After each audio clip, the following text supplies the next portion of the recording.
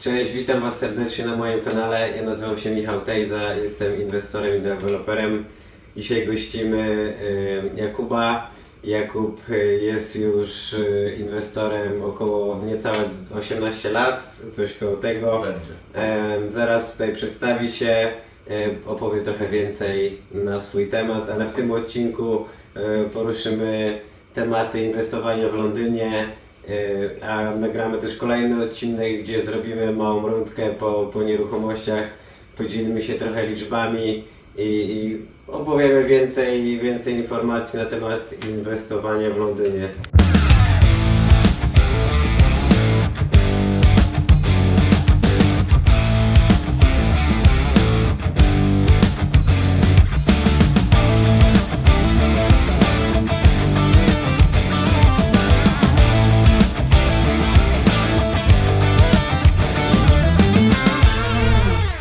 Także przedstaw się, Jakub, proszę, trochę powiesz w kilku zdaniach coś o sobie.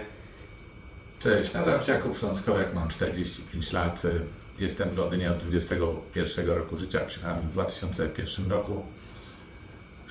Zacząłem inwestować w nieruchomości chyba w 2005, jak żeśmy weszli do Unii, ale już wcześniej, w 2003, wynajmowałem pierwsze chaty, które wynajmowałem ludziom na pokoje. Okay. Taki tak zwany, teraz się to nazywa rent to rent, a wcześniej to się nazywało po prostu, wiesz, miałem studentów znajomych, bo wkręciłem się w takie studenckie towarzystwo i oni nie mieli gdzie mieszkać. I jakoś tak po prostu spotkałem człowieka, który mówi, że ma chatę do wynajęcia. W sklepie był taki bardzo sympatyczny pan, który później został moim przewodnikiem, takim mentorem przez kilka lat, do tej pory się znamy.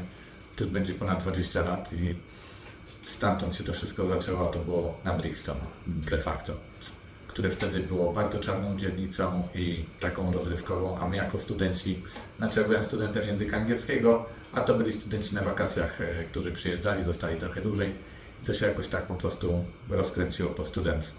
Akurat uprzedziłeś moje pierwsze pytanie, bo miałem zapytać Cię, skąd się wziął Twój pomysł na inwestowanie w nieruchomości, także trochę poniekąd mnie uprzedziłeś. I kolejne pytanie, w sumie tak samo mnie uprzedziłeś, bo było, jak wyglądał Twój pierwszy krok w branży, także rozumiem, że zaczęło się od podnajmu i poszło to dalej. Także jakbyś mógł dalej, jak wyglądały Twoje początki, trochę więcej, rozumiem, zaczęło się od podnajmu, ale jak wyglądały początki zakupu pierwszych nieruchomości? Więc początki zakupu w Anglii tych nieruchomości zaczęło się to, jak żeśmy Polska weszła do Unii, to był 2005 rok. Wtedy kredyty polegały na tym, że byłeś samozatrudniony i sam sobie deklarowałeś swój dochód. Więc ten dochód nie musiał być zadeklarowany do urzędu, ten dochód bezpośrednio w banku deklarowałeś. Okay. Więc na przykład, jeżeli ktoś miał fantazję i chciał powiedzieć, że zarabia 200 000 rocznie w banku na papierze, to bank uważał, że jako self-certified person, skoro tak mówisz, to tak jest. I dostawałeś po prostu kredyt w zależności od tych zadeklarowanych zarobków i depozytów, które potrzebowałeś. W 2005 roku, jak kupiłem pierwszą nieruchomość jako swój rezydencyjny dom, zapłaciłem 249 950 funtów, żeby było poniżej 250 000, żeby był niższy stamp duty oczywiście. Okay. Tak? Więc była to moja pierwsza nieruchomość, za którą zapłaciłem 10% depozytu, żeby ją kupić. Okay. Tak? Co było? Miałem jakieś 5,5 tysiąca do 6 000 oszczędności takich stałych na koncie, które zbierałem co 50 funtów tygodniowo. To mi się nazbierało. W międzyczasie prowadziłem jakieś prace budowlane, z których sobie dobierałem jeszcze parę tysięcy. A w momencie, jak przyszło do exchange, czyli właściwego wpłacenia na konto solicitora tych pieniędzy, to oni zawsze robili te credit checki na człowieku robią, tak? Dzień wcześniej, o godzinie 15, poszedłem do Barclays Banku i wziąłem 15 000 gwarantowanego personal loan. Okay. Po prostu następnego dnia rano było exchange, wymiana kontraktów, tak? Nie jeszcze tylko exchange, więc dzień o godzinie 15 przyszedłem do Barclaysa i powiedziałem, że jest gwarantowane 15 000. Dzięki tym 15 000 plus oszczędnością i tego, co zarobiłem w międzyczasie, wrzuciłem pieniądze na depozyt na konto adwokata, ze swojego konta przelałem. Pani adwokat zrobiła jeden dzień delayed exchange, bo miała się zobaczyć, że te pieniądze rzeczywiście wpłynęły z mojego konta, nie sprawdzała, skąd one się wzięły na moim koncie, bo to były takie czasy. I pierwszą nieruchomość, takie 3 bedroom, którego zrobiłem później 6 bedroom, Zakupiłem za niecałe 250 000 w Londynie. No tylko w jakich latach? To był To był 2005? 2005 rok akurat wtedy, tak. Także, a ile teraz taka nieruchomość jest warta? Tamta nieruchomość tej wielkości uważam, że jest, na szybko poszła gdzieś za jakieś 800 do 900 tysięcy. Jakbym poczekał, tam ją doprowadził do stanu igły, to podejrzewam, że 1 100 000 200 po podobnych osobach po 1 100 200 000. No ale dajmy na to, że jest, wygląda jak wygląda, bez dalej na pokoje wynajmowana, to trzeba wziąć to wiecie pod uwagę, tak? Okej, rozumiem. A teraz w jakiej jesteśmy nieruchomości? Teraz jesteśmy na Sterkam Common, w moim sztandarowym domu, który ludzie nazywają jako kościół ze względu na jego metraż. Metraż jego jest chyba 270 m2 łącznie w środku. Ma 3 kondygnacje, czyli parter. Na parterze mamy raz, dwa, 3 pokoje, łazienkę i toaletę oddzielną plus kuchnię. Na pierwszym piętrze mamy też bodajże 3 pokoje, łazienkę i kuchnię. I na drugim piętrze na lofcie są 2 zwyczajne pokoje plus duży loft, który jeszcze jest ze mnie nieprzykształcony, a wyjdzie tam też około 50 metrów. Ja się w końcu za to zabiorę, ponieważ planning permission jest bardzo strict tutaj, bo jesteśmy w tym conservation, czyli prohibition order ze względu na conservation area, bo tą ulicę wrzucili, tak kupiłem ten dom tutaj, w którym siedzimy, to miał pozwolenie na 5 latów. Tylko że proces zakupu tego domu zajął mi 8 miesięcy, ze względu na to, że nieruchomość była niekredytowana. To był rok bodajże 2011. W tamtych czasach kupując taką nieruchomość musiałem wziąć kredyt komercyjny. Żeby wziąć kredyt komercyjny brałem go w Shalbrook Bank. Shalbrook Bank to był bardzo konserwatywny bank, który wymagał miliona drobnych rzeczy, które trzeba było chodzić. Cały czas chodziłem do jakichś adwokatów, podpisywałem się, że moja rodzina tu nie będzie mieszkać, że nie będę tego wynajmował dla żadnych członków rodziny. Dużo było takich małych niuansów, żeby po prostu nabyć tą nieruchomość przez ten kredyt komercyjny, ale udało się i jesteśmy w domu. Rozumiem, super. Także jeśli inwestujesz około 17 lat, to na pewno było sporo wyzwań. Czy mógłbyś się podzielić, jakie wyzwania napotkałeś na swojej drodze? Słuchajcie, no, jednym z większych wyzwań tak naprawdę to jest dealowanie z inspektorami, jak robisz na przykład te przybudówki, tak, tych domów, bo zazwyczaj kupujemy mniejszy dom i robimy większy, bo jeżeli mamy intencję dom wynajmować na pokoje, to zależy nam na maksymalizacji wielkości tego domu, tak, zazwyczaj spróbujemy 3 bedroom, robimy z tego 5 albo 6 bedroom, tak, jeżeli zrobimy te 5 czy 6 bedroom, to musimy dobudować górę i wyjść na dole w ogród kawałek, tak, albo zrobić jeszcze basement, jeżeli się da. Tutaj dom, w którym byliśmy, no niestety miał pozwolenie, które zostało lapse permission się zrobiło, a później nie chcieli go podnieść. I wygasło, tak. Wygasło, tak, bo zrobili ten prohibition order. No niestety nie wyrobiłem się w czasie. Jakbym wiedział, to zanim zakupiłem chatę, bym nawet zadzwonił do building control tutaj z bieżącego poro i powiedział, że zacząłem robotę. I to by już otworzyło ten planning permission, że ja bym nie miał. A jak ktoś będzie przyjść na wizytę, to nie jest tak, że tylko powiesz, że Na zacząłeś. tą pierwszą. No, nawet na pierwszą musi ktoś przyjść, fizycznie przyjść, zrobić zdjęcie, zobaczyć i dopiero jest jakby podpisane, żeby nie tak, że tylko... Ale chata stała pusta, miałem do niej dostęp ze względu na to, że koleżanka w agencji, która pracowała, była Polką i myślę, że pomogłaby mi je wpuścić. Druga koleżanka, jak się okazało, pracowała w tym planning department, to tylko ja, który się zagapiłem, że po polsku można było coś zrobić wcześniej i wiecie, wyjść przed szereg. No nie zawsze trzeba iść zgodnie z linią, jeżeli wiemy, co można zrobić, to może czasami trzeba coś zrobić więcej niż to, co jest dostępne. Ale czy jakieś inne wyzwanie miałeś? Takiego tutaj na pewno jest dużo początkujących osób, co nas ogląda, ale też myślę, że zaawansowani inwestorzy... Słuchajcie, największym wyzwaniem jest zawsze zebranie środków na daną nieruchomość, bo za każdym razem jak w życiu nabywałem nieruchomość, to moje wszystkie oszczędności, wszystko było wyciągnięte do zera. Każda złotówka, po prostu każda nieruchomość powodowała to, że u mnie po prostu na chwilę na kontach się robiło absolutne zero albo nawet minus w momencie wjeżdżania w tą nieruchomość. Zawsze się starałem mieć na tych kontach, wiecie, nie wychodzić na minus w momencie, więc pożyczałem pieniądze od prywatnych inwestorów właśnie. Mam dużo osób, z którymi do tej pory współpracuję, bo się współpraca nam dobrze układa. A dopiero później wychodziłem na minusy na tych kartach, do na przykład przez te duże, wiecie, obroty, zakupy budowlane podczas tych remontów, porobiły się karty na 7-8 tysięcy kredytowe, których mogłem materiały kupować i jakoś sobie po prostu radzić, ale w momencie, wiecie, jak się robi exchange tych kontraktów, wymianę kontraktów, tak? Robią kredyt czeka w tej chwili na tobie. Nie możesz mieć nic na minusie, wszystko musi wyglądać idealnie, tak? musi być wszystko pod linijkę zrobione i wiecie, kupiłem Na kiedyś, personalnym tak, bo co innego jak masz na firmę, to trochę inaczej to Aha. wygląda. no to może też był mój błąd, słuchajcie, bo kiedyś byłem niedoinformowany i nikt mi nie powiedział, że łatwiej byłoby to kupić na firmę i mieć to jako biznes, a nie na siebie prywatnie. Teraz jestem w trakcie procesu przekształcenia tego w stronę nieruchomości, żeby przerzucić się na firmę. Jest to taki proces, w którym będę uczestniczył, trwający ponad 2 lata, ale będzie to po prostu mitygacja od pewnych opłat, które są takie, że każdy normalnie robi te opłaty, a jak przyjdę do człowieka, który tych opłat potrafi uniknąć, ma ileś tam klientów zadowolonych, więc ja będę kolejnym z nich. Oby, tego Ci życzę, bo A, dziękuję. wiem, że dużo pieniędzy ucieka bokiem właśnie z tego powodu, że nie ma dobrej struktury zrobionej Tak. pod ten biznes. Bardzo dużo.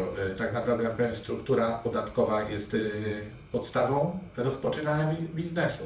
Bo jeżeli ustawisz to od początku dobrze, to nie będzie żadnych strat i żadnych rzeczy, które byś mógł mieć, a nie masz. I na przykład nie ma wielu rzeczy ze względu na to, że są prywatne nieruchomości i wiecie, mogę sobie mniej odpisać. No cierpię z tego powodu, no ale poczekamy, może to się wszystko jakoś poukłada, bo płynie czas. No, jestem już poinformowany, jak to zrobić. To myślę, że struktura właśnie jest bardzo ważna. Nie ma też biznesu bez strat. Każdy biznes ma jakieś straty. Tylko teraz pytanie, czy są większe, czy są mniejsze, czy jak Tak. duże one są. No w tym przypadku na pewno są dość spore, no bo że tak powiem, w tym przypadku są spore, no bo tak jak dobrze wiem, Zagapienie, słuchajcie, właśnie w życiu w nieruchomościach najważniejszy jest timing, bo co było? Kupiłem ostatnio nieruchomość, którą wziąłem, która była w takim niezamieszkiwalnym, tak jak ta condition. Mogłem odebrać z tego stamp duty, tak? Ale byłem niewyedukowany, brakowało mi po prostu podstawowej edukacji, czyli pójścia gdzieś pomiędzy ludzi, skończenia paru prostych kursów, tam za nie wiem, 1000 funtów czy 1500, tak? Dowiedziałbym się tyle. networkingi mi się wydaje. Tak, że te tutaj jest. chodzenie właśnie na Asbiro, czy na Diamenty, czy pójście na kurs właśnie u któregoś z prowadzących, tak? Gdzie bym się dowiedział, że stamp duty do 5 lat można odebrać. I odebrałbym w życiu 2 stamp duty. Jeden stamp duty na ostatniej nieruchomości kosztował mnie 115 000 funtów. Zagapiłem się, po 6 latach się dowiedziałem, że to można by odebrać, ale przepis jest taki, że 5 lat możesz tylko, więc 115 000 posło psu na zdrowie, no i urzędowi, no. Ale dzięki temu urząd może sprowadzać ludzi, których sprowadza do tego kraju i utrzymywać tak, że jest wspaniale, się czuję, że mogę pomóc. Okej. Czy były jakieś momenty, w których chciałeś się poddać? Oj, były takie momenty, to był mój pierwszy kryzys w 2008 roku, kiedy z Ameryki przyszedł ten taki, wiecie, że te derywaty puste banki się sprzedawały pomiędzy sobą i wtedy miałem bardzo dużo nieruchomości wziętych takich, wiecie, w zarządzanie i ludzie tracili pracę. Ja traciłem generalnie wtedy te Rent to rent mówisz, z rentu, tak, wtedy zacząłem oddawać jedną nieruchomość co tydzień, bo z takiej ilości, już nawet nie chcę mówić ile miałem, że ktoś nie pomyślał, że jestem jakimś tam milionerem bardzo zarobionym, zszedłem do gdzieś 15% tego wszystkiego. Taki był duży kryzys. Dogadałem się po prostu z ludźmi, że słuchajcie, nie macie pracy, to sobie wracajcie do domu, czy idźcie gdzieś swoją drogą i po prostu co tydzień szedł jeden do landlorda z powrotem. Bo ja nie byłem w stanie ich utrzymać, słuchajcie, wszystkie pokoje, na przykład jeden pokój tylko pracował, więc pracującego przenosiłem na chatę, gdzie ktoś pracuje i słuchajcie, zszedłem do 15% tego, co było przed kryzysem, więc uważam, że jako zarządzanie kryzysowe, menadżer kryzysowy sprawdziłem się, no. Bo lepsze mieć 15% dochodowe, niż coś, do czego dokładasz, tak? I jeszcze wiesz, że nie wiesz ile czasu będziesz dokładał, bo kryzys nigdy Ci nie określa, że będzie trwał 3 miesiące, pół roku, czy 2 lata, czy 5 lat. Bo na przykład wydaje mi się, że mamy teraz 2024 rok, grudzień, tak? Za chwilę będzie Boże Narodzenie. Skąd wiemy, co jest przed nami i jak duży kryzys, który zaraz się pokaże na rynku Wielkiej Myślę, Brytanii. że już jest ten kryzys jeszcze od jakiegoś czasu. Ja szczególnie widzę po budowlańcach, ile deweloperów wstrzymało pracę, 70% deweloperów wstrzymało pracę, więc bardzo duża ilość budowlańców tych pracy straciła stałych zleceń i nagle mają problemy z utrzymaniem się i albo wyrzucają jakieś ceny na wycenach w ogóle nie z tej ziemi. I widzę, że już jest taki trochę akt desperacji, on jeszcze nie skończył pracy, już chce pieniądze, już krzyczy daj mi zapłać, bo potrzebuję, gdzieś tam wany na leasingi albo są oddawane, albo jest nóż na gardle i no jest ta presja, ja tu czuję, prowadzę kilka projektów na raz i widzę Jakie jest ciśnienie Bo- z od budowlańców? Bo wiecie, kryzys nas na przykład uczy powrotu do siebie, czyli bycia oszczędnym, gospodarnym, a dużo ludzi żyje ponad stan, tak jak mówisz, że te wany w leasingach, bo było dużo roboty. I na przykład sprawdzałem dzisiaj rano taką polską stronę tutaj w Londynie, żeby zobaczyć, ile osób szuka pracy, tak? Od rana jest 436 osób, odświeżyło, tudzież postawiło nowe swoje ogłoszenie w dziale praca. Czyli 430 osób w Londynie dzisiaj szuka pracy. To zobaczcie, no to według mnie to jest bardzo spora liczba. Na tych domach, które ja wynajmuję ludziom na pokoje, też już się pojawia 1 do 2 pokoi. Szuka właśnie budowlańców szukających pracy. Nie zaraz będą wiedzieć, że to jest normalne, bo się zbliża gwiazdka, ale od marca ja w tym roku zanotowałem spadek po prostu przyjazdu ludzi. Na początku to przyjeżdżali Ukraińcy, jak zaczęła się wojna, to przez pierwsze 2 lata przyjechało bardzo dużo ludzi fajnych z Ukrainy. Wiecie, tak jak z Polski przyjeżdżają ludzie fajni i mniej fajni, tak? Różnie bywa, ale ja jestem zadowolony bardzo ze swoich klientów z Ukrainy, bo to są zazwyczaj młodzi, ambitni ludzie, tak? Których nie jest winą to, że tu przyjechali, bo my Polacy też żeśmy tutaj za chlebem przyjechali, tak? W gruncie rzeczy. I za presją, którą rząd w naszym kraju na nas po prostu, wiecie, wystosował. Więc od marca, słuchajcie, no cały Londyn zaczyna siadać i ja myślę, że to jest ten kryzys, o którym powiedziałeś, właśnie to są początki tego kryzysu. Ja podejrzewam, że w przyszłym roku mniej ludzi przyjedzie, bo każdy będzie znowu wolał gdzieś bliżej pojechać niż do Anglii z tej Polski, tak? I będzie nas mniej i mniej tutaj. Czy to, że przyjedzie mniej ludzi, to jest pewne. Znaczy teraz zauważyłem, duża ilość przyjeżdża z Afryki na pracowniczą wizę, bo teraz, żeby legalnie pracować, to trzeba pracownicom wizę i ten pracodawca musi tam jakieś spełnić wymogi i potwierdzić, że będziesz tam miał 2 lata przynajmniej pracę. I to kosztuje, więc ta wiza jest zamieszaniem dla kogoś z Polski, co kiedyś sobie przyjeżdżali na pracę. Tak, jak na chciałeś, kilka to wsiadałeś w miesięcy. samoloty albo w autogar i przyjeżdżałeś, dorabiałeś sobie te parę tysięcy funtów, tak, które było parę dziesiąt tysięcy w Polsce i byłeś królem życia jako student na przykład. A Tak? teraz już właśnie to się pozmieniało, także na pewno będzie można to odczuć. Czy jeszcze jakieś takie miałeś momenty, w których chciałeś się poddać, o których chciałbyś podzielić się z widzami przez te lata inwestowania? Wiecie, taki moment to był jakieś 2 lata temu, jak stopy procentowe zaczęły rosnąć, ponieważ ja mam tutaj parę domów zakupionych i one były na kredytach fixed, tak? Że i te fixed było na 2-3 lata, czasami 5. I jak mi się skończył na przykład na jednym domu kredyt fixed i skoczyła mi stopa 9,5% w skali rocznej, tak? No to masz od 100 tysięcy 9,5 tysiąca odsetek, tak? No raz na przykład, że tam było 300 tysięcy na kredycie, to masz 28,5 tysiąca rocznie, tak? Podzielić to na 12, to Ci wychodzi 2400 miesięcznie, tak? A ja płaciłem na przykład na fixed, płaciłem tam, nie wiem, 900 funtów, tak? I z 900 funtów się robi 2,5 tysiąca, tak? Dajmy na to w zaokrągleniu. No to wiecie, gdybym ja nie wynajmował tego na pokoje i jakoś sobie z tym nie radził, no to wiecie, w pewnym momencie wychodzi taka choroba Ci po zerach. No, ktoś ma singiel leta, to co on zrobi w takiej sytuacji? Wiecie, no każdy na przykład w zeszłym roku doradzał, żeby brać kredyt tracker, tak? Ale te stopy procentowe dopiero 2 czy 3 razy spadły o te 10%, no to jeszcze nie ma takiej, wiecie, rewelacji na tym rynku. Ja myślę, że te stopy będą dalej spadały do połowy przyszłego roku, jeszcze ze 3 razy co najmniej spadną, jak nie więcej. Bo słuchajcie, rządy będą próbowały ratować ten kryzys, który jest przed nami, tak? Ratować będą obniżaniem opłat bieżących poprzez obniżki kredytów, tak? No to wiadomo, że stopy spadną. Trump wejdzie do władzy, też obniży te stopy przeciwko swojemu krypto, który pójdzie do góry, tak? Także wiecie, no trochę będzie dobrej wiadomości w przyszłym roku, ale no kryzys jest już wywołany. Jasne. Kolejne pytanie. Jak radziłeś sobie z presją finansową i emocjonalną w tych właśnie, tak jak wspomniałeś, w trudnych sytuacjach? Tak naprawdę moim sekretem jest moja mama, która mnie wspiera po prostu od początku tej mojej kariery, która przyjechała z Polski, bo uznała, że już jest na emeryturze i nie ma czego tam szukać, a przynajmniej przy mnie może pomóc i wesprzeć, tak? I gdyby nie moja mama, to pewnie by nie było mnie tutaj w miejscu, w którym jestem.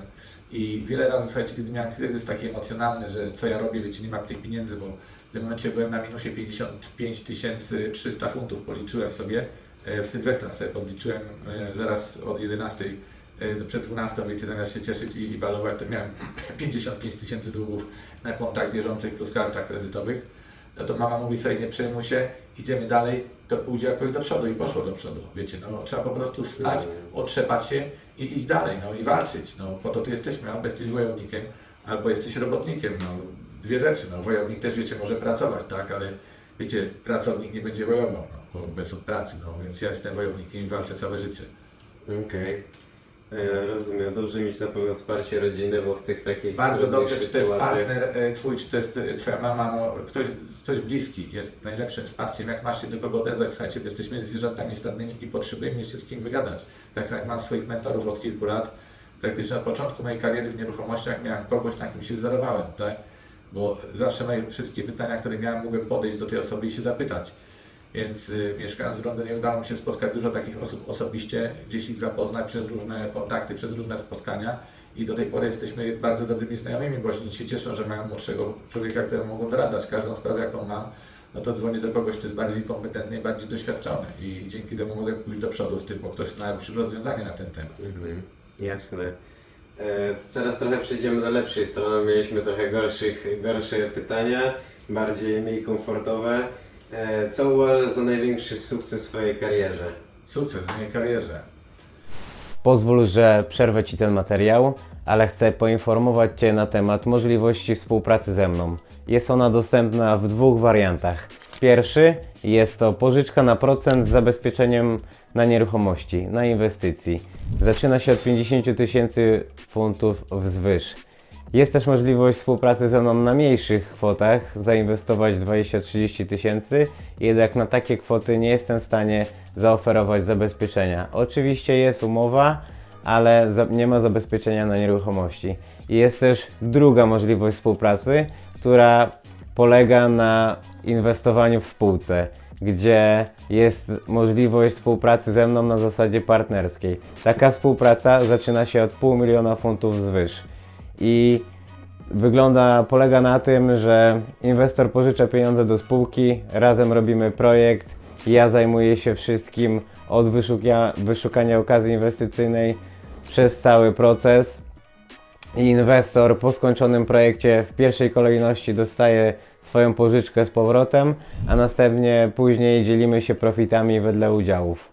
Jeśli interesuje Cię ten temat, chciałbyś zacząć współpracować ze mną, zapraszam Cię na moją stronę www.tejzaproperty.co.uk, gdzie znajdziesz formularz zgłoszeniowy, w którym chciałbym, żebyś wypisał swoje dane oraz załączył wyciąg z konta bankowego potwierdzający posiadanie środków. Ja osobiście skontaktuję się z Tobą i porozmawiamy, co możemy wspólnie zrobić. Dzięki, do usłyszenia, pozdrawiam. No co, powiem Wam tak, założyłem sobie kiedyś, że chcę mieć określoną liczbę swoich nieruchomości. Powiedziałem sobie, że jak to będę miał, to się uspokoję. No i doszedłem do tej liczby parę lat temu. Od tamtej pory nie kupiłem nic, bo okazało się, że pojawiła mi się rodzina, córka nowa, więc zastopowałem trochę, ale osiągnąłem liczbę, którą chciałem.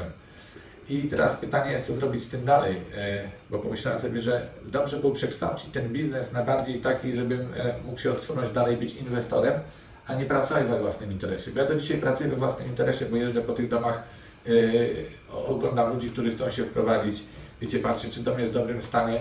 No robię to osobiście, więc pracuję jeszcze w swoim interesie. Myślałem, żeby odsunąć się troszeczkę, albo dać to komuś w zarządzanie, albo coś sprzedać, wybudować na przykład blok z mieszkaniami, które wynajmę na przykład do jakiegoś urzędu, który tam będzie mógł zakwaterować ludzi potrzebujących, albo otworzyć jakiś dom pomocy społecznej, na przykład dla dzieci z syndromem Downa. Coś zrobić takiego bardziej użytecznego jeszcze dla społeczeństwa, żeby to miało jakiś impact, żebym ja nie musiał tam tak doglądać, jak teraz doglądam.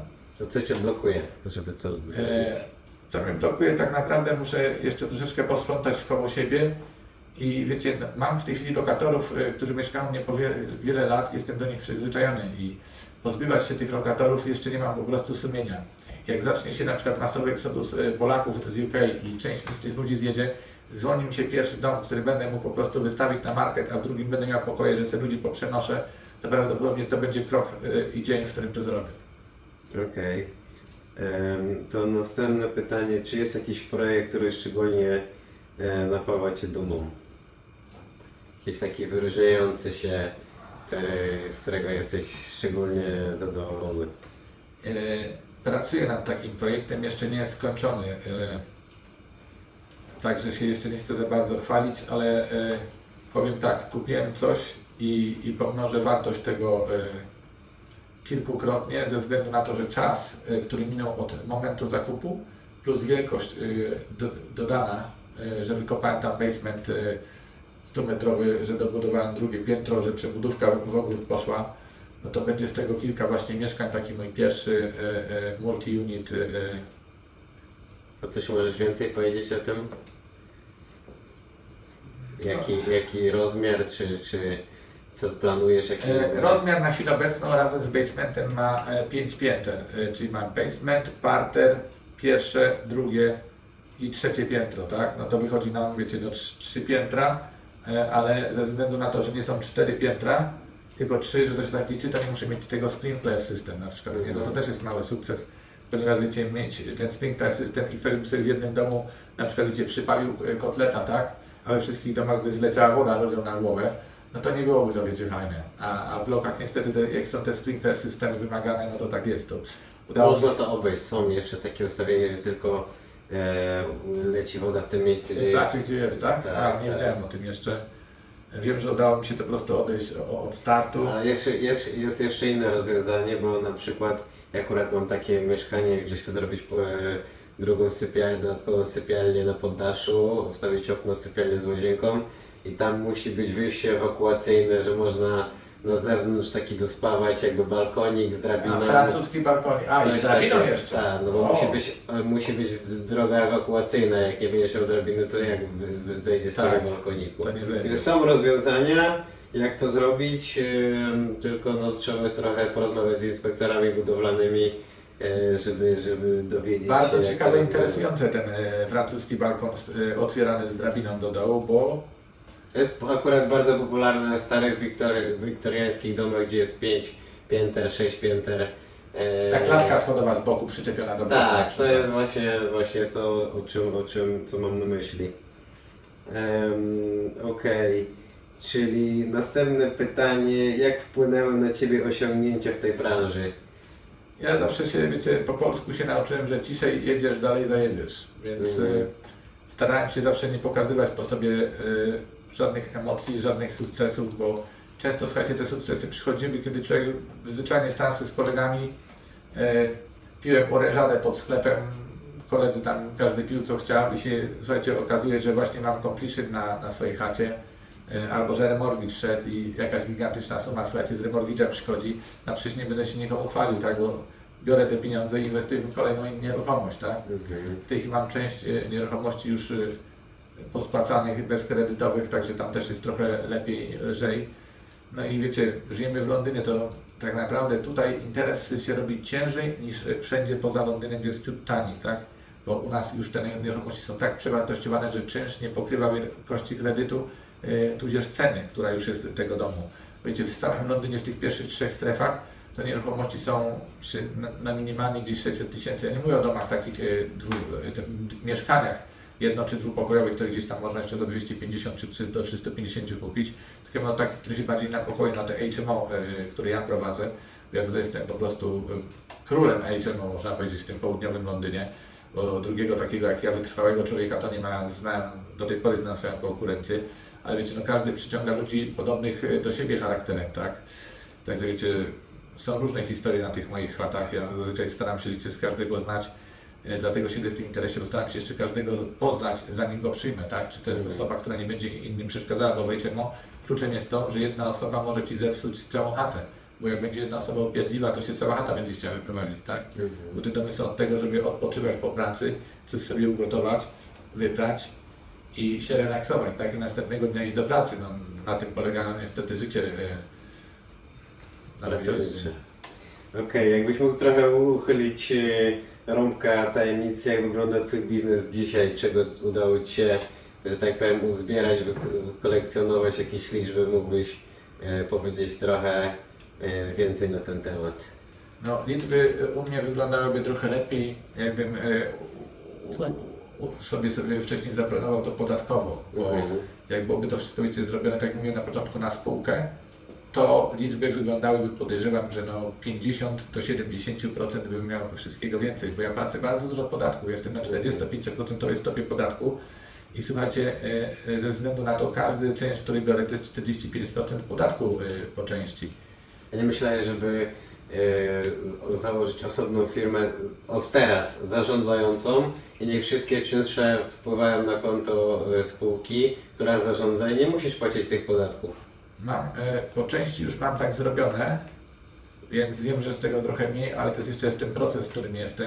Ale nie potrzebujesz żadnego procesu. Ja znam sporo osób, które właśnie miały dużo nieruchomości na imię, nazwisko, otworzyły spółkę, powiedziały, że wszystkie czynsze od dzisiaj wchodzą na spółkę i po prostu myślę, że wiesz, brakuje Ci tutaj zainwestowania kilkuset funtów dobrego tax advisora, który doradca podatkowy Ci ułoży strategię i nie musisz płacić tych w ogóle podatków, bo jeśli czynsze wchodzą na konto spółki i spółka też robi z tego jakieś zakupy, bo może z tych czynszy potem kupować jakieś nieruchomości, więc teoretycznie nie musisz płacić tych podatków, które płacisz, tylko podejrzewam, że trochę potrzebuje Ci wiedzy, zainteresowania i może gdzieś tam lampkę Ci zapaliłem w tym momencie, żeby się tak zastanowić, no bo to, że płacisz teraz, płacisz podatki tylko, że tak powiem, jak okażesz, że są te przychody, czyli jak pokażesz bank statementy z wyciągów bankowych, no to musisz z tego się rozliczyć, ale jeśli nie ma tych wpływów, bo są na koncie spółki, no to tutaj nie powinno być żadnego problemu, więc mam nadzieję, że weźmiesz to do siebie i zamiast, że tak powiem, rozpaczać, że musisz dużo płacić, to zmienisz trochę swój punkt widzenia. No, powiem Ci, tax advisor, to ja myślę, że to jest najważniejsza osoba przed księgowym jeszcze. Że jak chcesz zaczynać interes, to powinien właśnie pójść tym tax advisorem, żeby zobaczyć, co Ty możesz zrobić, bo cała struktura biznesowa i firmy to jest rzecz, która po prostu będzie Ci przez cały czas z Tobą i obok Ciebie i będzie Ci trzymała kupy. No tak. Ja w to nie zainwestowałem, nie wiedziałem o tym, byłem niedouczony, niedoedukowany na początku. No niestety, wiecie, też się uczyłem od ludzi, którzy są z Pakistanu czy coś. Oni, wiecie, robili inne rzeczy, bo mieli firmy porejestrowane w rajach podatkowych, do tej pory mają tak. I co jest z tymi podatkami inaczej, no nikt mi nie powiedział o podatkach wcześniej. To my Polacy jesteśmy bardzo sensu stricte w takie rzeczy i uważam, że należy się uczyć od siebie nawzajem, bo my jesteśmy sobie w stanie najwięcej przekazać. Znaczy no, na pewno te networkingi dużą robią robotę, że możesz z kimś porozmawiać bardziej doświadczonym, czy też kanału na YouTubie specjalnie zaprosiłem Cię tutaj, żebyś trochę powiedział ze swojego punktu widzenia, bo jest sporo osób, które się zastanawia, czy powinno być na spółkę, czy na imię, nazwisko, a może kupię kilka na imię, nazwisko, żeby dojść do tego poniżej 50 000 i myślą, że tu zaoszczędzą parę groszy, bo tańsze kredyty, ale później muszą się rozliczać z całego obrotu, z całego przychodu, a nie z samego profitu. No i też właśnie chciałem o tym poruszyć ten temat na kanale, żeby rozwiać wszelkie wątpliwości, że biznes jest tylko na spółkę i jest dużo mniejsza odpowiedzialność w razie czego. W razie czego, tak, to się zgadza. Więc warto mieć to na uwadze, że no, dobrze zbudować tą strukturę od początku i nie zmieniać planów, bo ktoś powiedział, że jest lepiej albo że można to zrobić inaczej.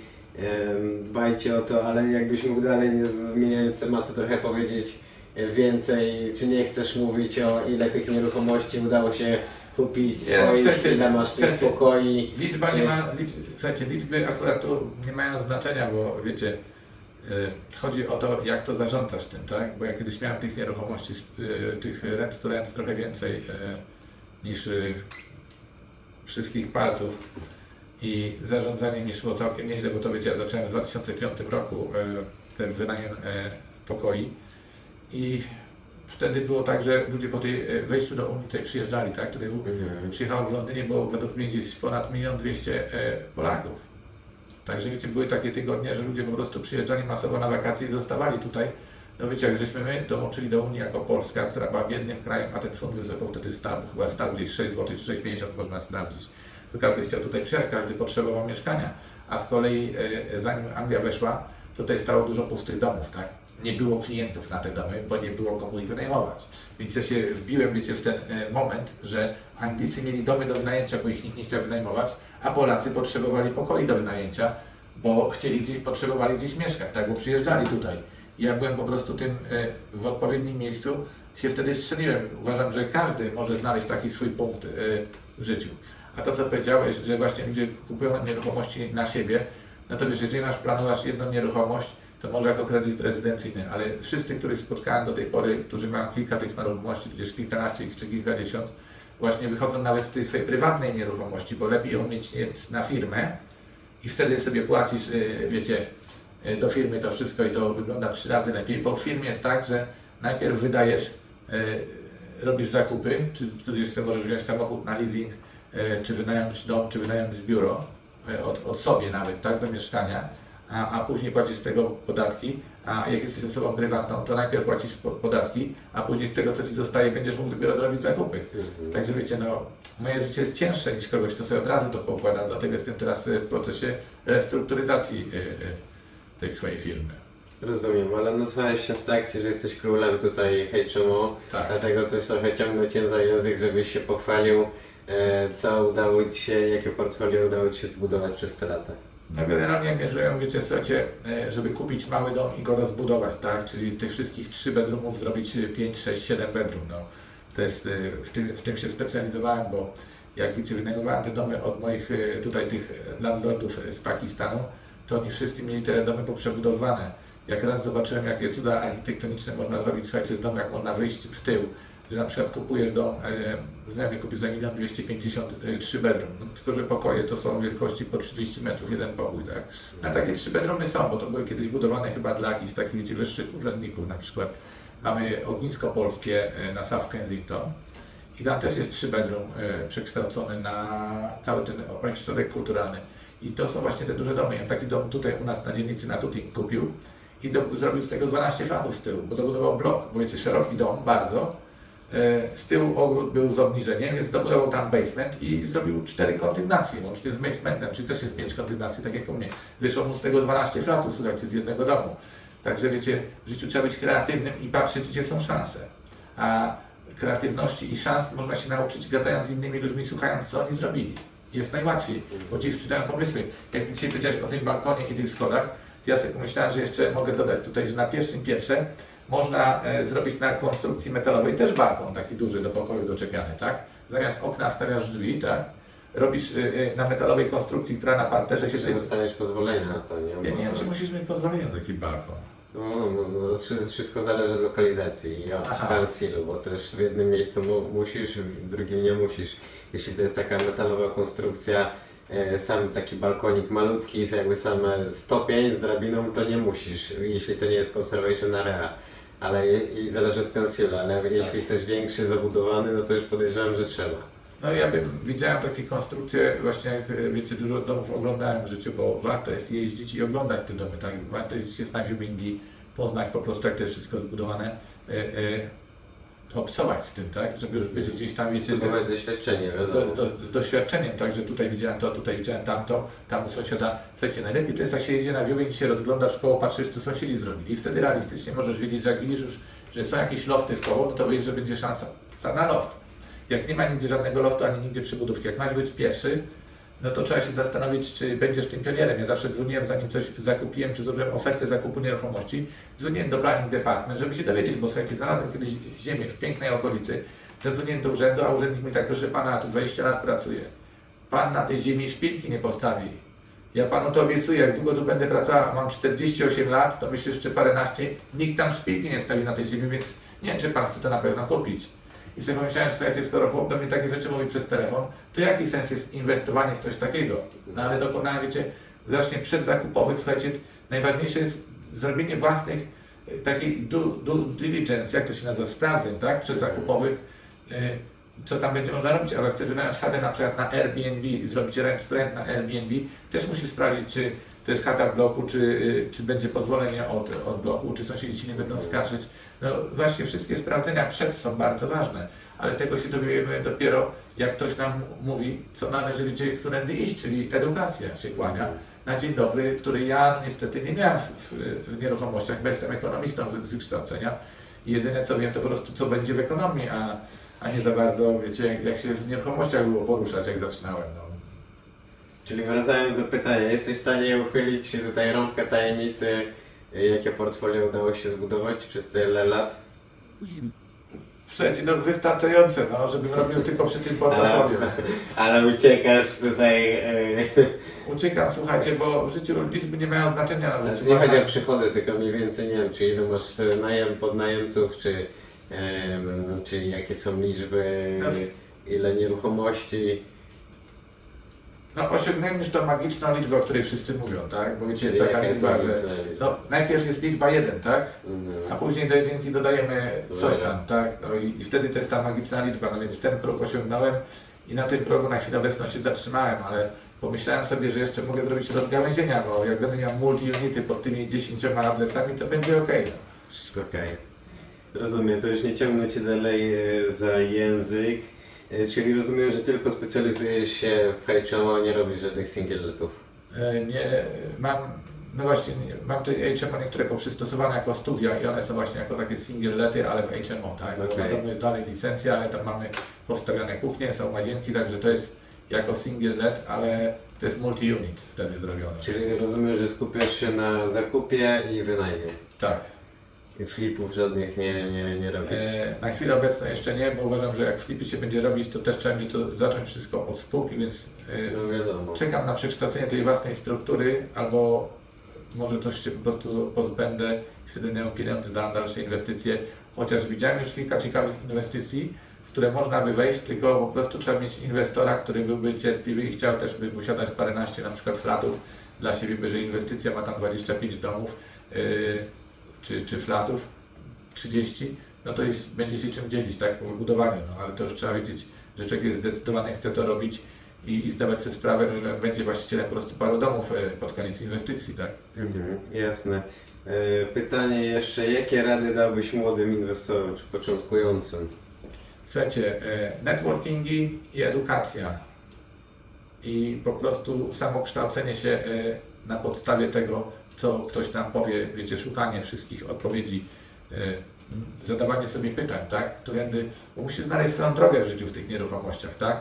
Czy to będzie, wiecie, ja teraz na przykład myślę gdzieś za Londynem właśnie o następnym projekcie, jak będę wchodził w następny projekt, bo Londyn się niestety troszeczkę zrobił za drogi, żeby coś w nim inwestować i zarabiać, a wiem, że za Londynem, wiecie, w niektórych miejscowościach idzie kupić, wiecie, jakiś multi-unit właśnie w dobrej cenie albo pozwolenie na coś, gdzie będzie można jeszcze poszaleć i w niedużych pieniądzach się nauczyć, a w Londynie wszystko jest bardzo drogie. Mój znajomy robił budowę w centrum Londynu, tam City of London, wyliczył sobie 80 000 kosztów opłat za ciężarówki tylko i za transport, wyszło 240 000, słuchajcie. No, jakoś wyszli z budową na zero, no, 1,5 miliona miało być przytulone, minus podatek i koszta wyszli praktycznie na zero po całej budowie, no ale się nauczyli, że po prostu, wiecie, są dodatkowe koszta, które się trzeba dowiedzieć od bardziej doświadczonych. Więc dalej to wszystko kłania edukacja i mentoring, tak? Bo uważam, że zainwestowanie jakichkolwiek pieniędzy w mentora to jest naprawdę inwestycja w siebie bardziej, bo jedna rzecz, którą Ci taki człowiek powie, a zazwyczaj powie Ci więcej niż jedną, spowoduje to, że zarobisz parę dziesiąt tysięcy, więc te parę tysięcy zainwestowane w kogoś to jest po prostu śmiech na sali. Na początku wygląda to dużo, ale jeżeli jesteś poważny w tym, co robisz i będziesz konsekwentny, dążył krok po kroku, to dojdziesz tam, gdzie chcesz, albo i dalej. Okej, to już ostatnie pytanie z takiego z Twojego doświadczenia. Na co zwrócić uwagę na początku kariery i czego unikać? Są dwa osobne pytania, jakbyś mógł się do nich odnieść. Na co zwrócić uwagę na początku kariery? No, z kim się dodajesz, takim się stajesz, tak? Więc jeżeli nie będziesz chodził się miksował z ludźmi, którzy podobnie myślą, tak? I robił czegoś w tym kierunku codziennie. Bo wiecie, ja na początku to potrafiłem pójść na 2 czy 3, siedziałem na internecie, szukałem tych domów, tak? Oglądałem, wiecie, na Rightmove, na Zupli, jest na przykład nakładka taka na Google, jest property filter, jakby czegoś człowiek chciał poszukać, tak? Kosztuje to może 100 funtów miesięcznie, ale tam jest po prostu cała strukturyzacja deali poukładana i wszystkie statystyki, tak? Jeżeli ktoś jest matematyczny, to potrafi sobie po prostu popatrzeć na dane i zobaczyć, tak, znaleźć swoją na przykład gold mine area, czyli miejsce, w którym chcesz być i od tego miejsca po prostu nie odchodzić za daleko, tak? Znaleźć swój rodzaj klienta, określić się, co chcesz robić w tych nieruchomościach. Moim marzeniem od małego było zarządzanie nieruchomościami, tak? To jest to, co ja w tej chwili robię. No, spełniam swoje marzenia. Okej, a czego unikać? Unikać, słuchajcie, zamykania się w sobie, jakichś takich stanów depresyjnych, nierozmawiania z ludźmi. Trzeba po prostu, słuchajcie, w życiu zawsze wyjść, porozmawiać, znaleźć sobie kogoś, z kim będziesz mógł porozmawiać o tych swoich problemach, albo znaleźć dalej. Słuchajcie, jest tyle networkingów w języku polskim czy angielskim. W koło wystarczy wejść na aplikację, przyjdziesz to Meet, tak? I tam masz property meetings różne, że możesz zawsze coś wybrać, gdzieś pojechać z kimś, porozmawiać, wiecie, bo mądrej głowy to jest posłowie, a wiecie, a my Polacy swój język mamy, tak? I wiecie, nam czasami wystarczy naprawdę jedna wskazówka, żeby, wiecie, gdzieś pójść w którymś kierunku. Jak ja bym, wiecie, więcej to robił, to bym był naprawdę sporo bogatszy. Jakbym, wiecie, nie chował się w domu czasami w tych Stanach, gdzie wszystko mnie przytłacza, to wiecie, to ja na pół roku poodkładałem rzeczy, albo tu się w rodzinę zamiast, wiecie, się skupować na karierze, bo wiecie, no ten biznes powinien mieć jakiś czas dzienny, że mu poświęcasz, tak? Że czegoś szukasz nowego, czy czego pilnujesz. Wiesz, pracować od 1 godziny, wyznaczyć sobie na przykład 2 godziny dziennie i 4 razy po pół godziny to podzielić, no. I być konsekwentnym w tym, co się robi i strzał za strzałem robić, żeby po prostu widzieć efekty tego. Wiecie, Małymi kroczkami do przodu cały tak, czas. ale konsekwentnymi małymi kroczkami, bo wiecie, jak zrobisz codziennie mały kroczek, to za pół roku się obejrzysz i patrzysz, że już jesteś daleko, tak? A ktoś, kto nie zrobił żadnego kroczku, bo myśli, że mały jest niewarty, będzie dalej stał gdzie był. Czyli polecasz planować i krok po kroku iść Tak, do celu. planować, bo jak masz cel i dojdziesz do tego celu, to masz efekt wyrzutu dopaminy, tak? A jak nie masz celu, to nie masz efektu wyrzutu dopaminy, bo ci nic nie cieszy. Z tego miejsca jeszcze chciałbym Was zaprosić na kolejny odcinek, który zaraz nagramy z Jakubem. Taki dzień z życia inwestora w Londynie. Pokażemy, jak działa Jakub na co dzień właśnie tu w Londynie. Zobaczymy jakieś nieruchomości jego. No i trochę więcej opowiemy na ten temat. Także jeśli interesuje Was te odcinki, taki temat, zapraszamy do oglądania kolejnego odcinku. A jeśli wynieśliście jakąś wartość z tego odcinka, dajcie łapę w górę, komentarz dla zasięgów, udostępnijcie jeśli możecie.